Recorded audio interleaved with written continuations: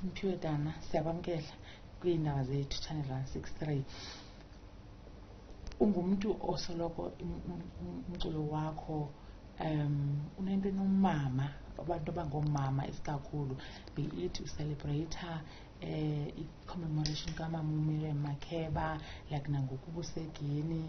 What is it? Yintoni kanye ebangela into okokubana uthande kangaka umculo onjalo, and siyawazi uba uyaphilisa emphefumlweni nasenyameni. Tell us the secret behind. Yazi siswam, undiqalele into ekhange ndiyinothise kakhulu. Umculo ndiwufunde kumama, ndikhuliswe ngoomama futhi ikakhulu, ndikhula ndimncinci. Ndiyayazi intlungu yoomama, ndikhule ndiyibona, ndiyazi nemizamo yabo. So kungenzeka ke ukuba ngabo abantu abazii-primaries xa ndibhala ingoma. Imithwalo yabo, iintlungu zabo, ubuhle babo, iintliziyo zabo. Usisele senyathi kwesi space ukuso, being an artist and activist.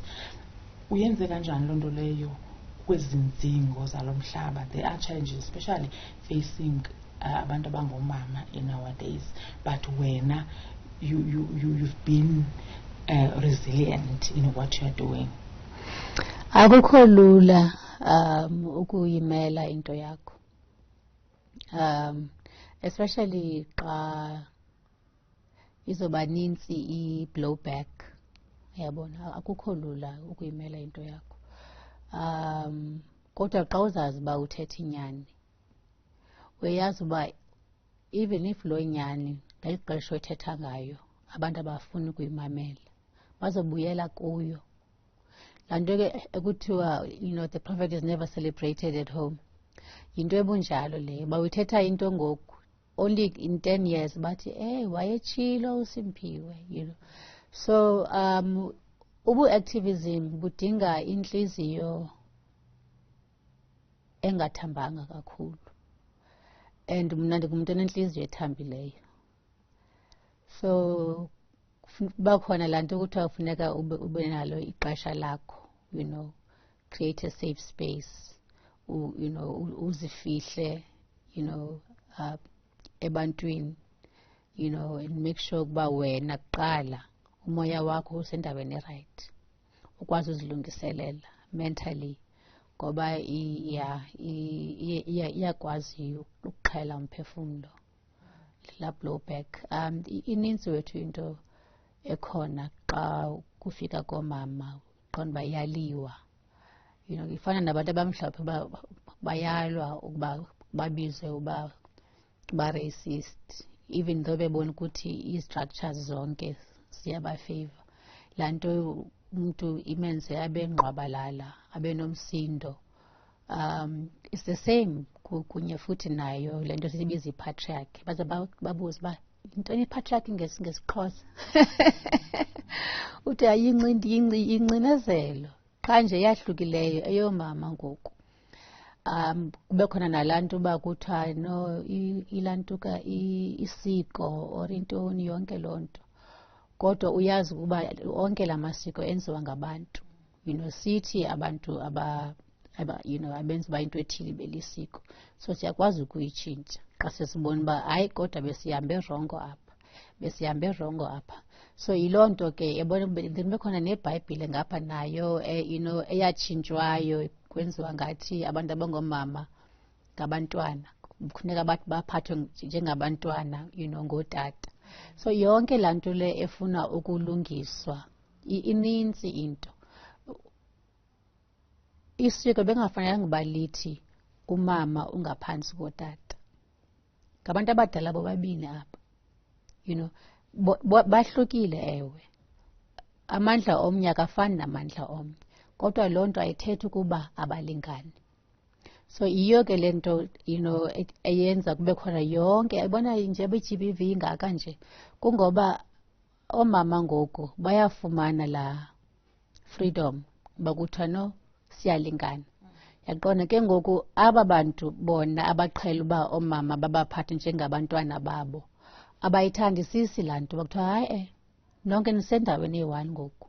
That's why kunyuka nezi G_B_V neentoni, ngoba bayibona loo nto ngathi yindelelo, kodwa ayondelelo. Kukulungisa nje izinto ezihambe ngendlela engafanelanga kuqala.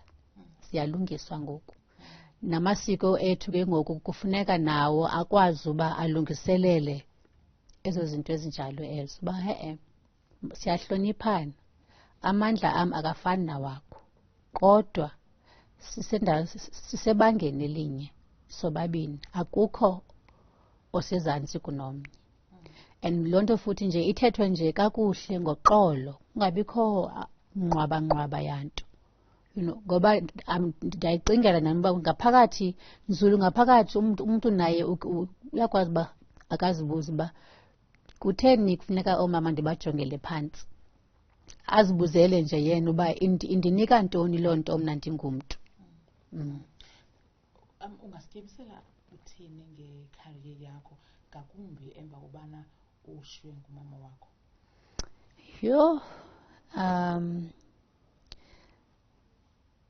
umama uhambe ndingalindelanga ngoba ebengekho mdala, ebesemncinci kakhulu. Like she was in her 60s. Uhambe ndingalindelanga, ndingaziva uba ndimdala enough uba ndingashiywa ngumama. Bendisanalaa nto uba hayi noba kwenzeka ntoni emhlabeni, umama ukhona, ndasuke ndigoduke ndiye ekhaya. So uba loo nto leyo isuswe ebomini bam iye yandingenisa kwiindawo ezinzulu ezimnyama kakhulu. Kwafuneka ndizinyule kwezo ndawo ezo.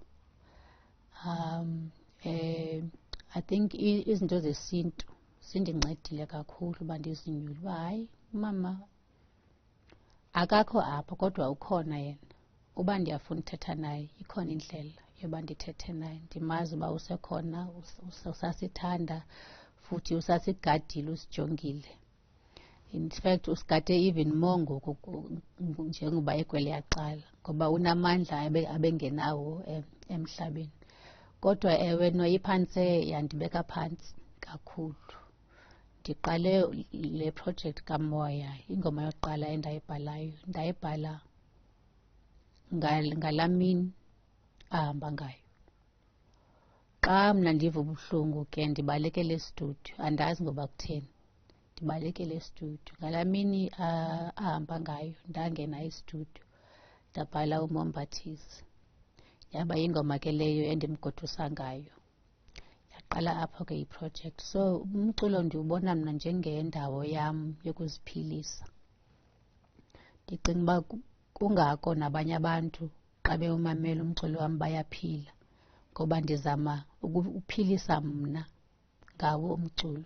So iphuma kulaa ndawo enyulu italente yam. USimphiwe Dana singambona ephi kwiminyaka embalwa ezayo? Zithini nje izicwangciso zakho ngekhariye yakho?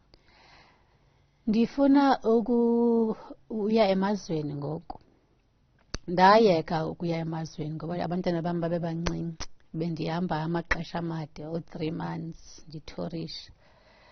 And I think uqala kwam utourisha unyana wam wayesancancibele, emncinci kakhulu. Kwakunzima kakhulu ukumshiya. Hayi ma, ndiqala utourisha. Ebesezelwe unyana wam ngonditourishayo kuqala? No, ebesezelwe. Ndiqale ukutourisha unyana wam a few months. Ndihambe for 3 months, 4 months ngamanye amaxesha amade. So loo nto ndabona uba hayi mani, ndingayenza imali apha ekhaya, ndihlale nabantwana, ndikhulise abantwana bam. Le nto yoba ngoba ndiyi-single parent, le nto yoba ndihamba amaxesha amade kangaka ayibulungeli ubuzali bam. So hayi ke ndathi hayi khaninqumleni, uyaqonda. Ngoku ndifuna ubuyela abantwana abadala, umntana oyi-1 usevasithi, omnye ugqiba imatriki kulo nyaka. So ndifuna ubuyela ke ngoku ndiqale futhi ndiye phesheya emazweni ndiyivuse laa nto yokuthorisha ndihamba amaxesha amade. Recently, entertainers, your colleagues in this genre, they were on a tour in Zimbabwe, and then nathetha kamnandi ngeZimbabwe nangona kukhona yonke le nto yenzeka eZimbabwe, kunyhashwa amalungelo wabantu, kukho indlala engathethekiyo, politically akukho stable. Ingaba mhlawumbe kunyanzelekile into okokubana nibe zii-artists and then namatsha-ntliziyo at the same time, okanye kubaluleke ngantoni uba nibe zuzo zinto at the same time? Mna ndicinga siswam uba i-art yona qala yi-activism. So mna andifuna abantu i-artists, like bafune ukuzinyala, bathethe ngepolitiki nayo yonke loo nto, ngoba kaloku there's a cost that comes with talking politics. So mna andifuna ii-artists zicinga uba zinyanzelekile. Xa ufuna thetha, uyaqonda, uyimele futhi into yakho. Xa wena uthi mna ndizocula qha, ndinike abantu ukuphila ngomculo qha, ibalulekile loo nto kakhulu. So and ndiye ndive abantu bethetha uba ii-artists zithule, kodwa the minute ii-artists zithetha nabo amaqhalanga, ayabaqwenga, ababeka phantsi, uyaqonda. Kaloku nee-artists nabo ngabantu and baneentliziyo. So ipolitiki nje it's an ugly game, into yepolitiki. So mna andibaqhali nganto abantu abangathethiyo ngepolitiki, abafokasa qha kulo msebenzi abawenzayo. Yona ibalulekile uba abantu abane-voices, abantu abaziwayo ukuba bathethe ngezinto xa zingahambi right. Kodwa ayinyanzelekanga loo nto kuba bonke abantu bathethe, ngoba bayayazi bona intlungu yokuthetha. Abantu bayafa ngenxa yoba bethethile. This is not a game. Ku-August qokumbela inyanga yoomama, ngawo amazwi onowaphosa ukuba fumbathisa, ukuba cebisa, about zonke izinto efanele uba abantu abangoomama bazisukumele. Siyazi uba ngo-1956 oomama babelwela ukubana kungaphathwa amabhasi, but ngoku zininzi ii-challenges abantu abangoomama ababhinqileyo abajongene nazo eMzantsi Afrika. What can you say to them? Akho nto ndifuna uthetha koomama mna. Oomama bayazizamela, basebenza nzima. Mna ndifuna uthetha norhulumente ukuba ndicela kube khona i-specialized courts for i-GBV. Oomama kudala besilwa, basilwela every day nangoku uba abantwana bayingene ezikolweni. Siyazi ukuthi imizi eminintsi inoomama kuphela, they are the heads of the house. So ngabo aba abakhulisa isizwe. Mna ndicela nje uba urhulumente azenze izinto lula for oomama. Akho nto mama into abangayenziyo, akho nto abangayilwelanga. Urhulumente nje ndicela ayijongisise le nto ye-GBV. And also into ke ye-maintenance courts. Andazi kakhulu ke ngento ye-maintenance courts. Kodwa nje kungabi lula ukuba umntu angakwazi ukondla abantwana bakhe ephila. This amendment bill esandula upasiswa ye-artists, uba ningabhenefitha njani? Thina kudala siyilwela le bill le. Usibongile Khumalo uze wahamba emhlabeni elwela le bill le. Kodwa mna into ebendifuna uthetha besides i-bill yona kuqala, ndiyacela ndicela nje isizwe as a whole uba ningazenzi ii-artists imbedlenge ngokucinga uba nisenzela ifavor xa nidlala umculo wethu. Like nibe nalaa nto ye-pride, khona elinye igama endilikhangelayo, patriotism. Xa ungena ehotele kube kudlala umculo walapha. Xa ufonela uTelkom ubambile efowunini kube kudlala umculo walapha. uStandard Bank, kube kudlala umculo wabo. Na ungena nakuyiphi na i-building, ngoba kaloku yonke loo mali, it's not just radio and TV. There are many avenues apho ii-artists bezingenza imali khona. So ndiyacela mna, bendike ndaya emali, ndihlala elibali ndilibalisa ngoba even eSenegal yandothusa laa nto, uba noba ndiphi na, noba indawo sophisticated kangakanani na, kudlalwa umculo wase-West Africa. Laa nto ifaka imali ezipokothini ze-artists. Le nto yoba sibe ngathi sizimbedle kodwa sisebenza kanzima kangaka ayilunganga. And ithatha nje just a sense of patriotism. Siyayazi uba yenziwe ntoni uba kube khona ndingathini na, umculo wase-America ube ne-say eninzi kakhulu. Kwakungoba kwakubalekiswa thina uba sisondele ebuntwini bethu. 1994 ye wafika. Masidluleni kulaa nto, sithande umculo wethu. Xa senza kanjalo, ii-artists ngeke zife zihlupheka zihlala ko-backroom after zisebenze. Andifuni ubiza amagama, kodwa ii-artists ezinamagama amakhulu zibuyele eMzantsi zisweleke kabuhlungu ngoba abafumani mali from umsebenzi wabo abawenze over decades.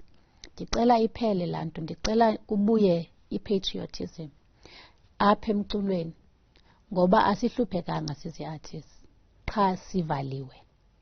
Ndicela nivule laa minyango bethuni. Like all the different corporate structures, all the different governments, like even xa ndingena arts and culture i-building, ndingathi ndiseliftini kudlala Kenny Ntontoni, you know, laa nto yokuba everywhere you go uzazi uba ndiseMzantsi Afrika ngoku izobaluleka loo nto, because that is one of the main reasons artists suffer. Umculo wethu awudlalwa, and xa sitsho kanjalo kuba ngathi, you know, thina we want special favors. Guys, it just takes patriotism qha uba sizithande thina singabantu.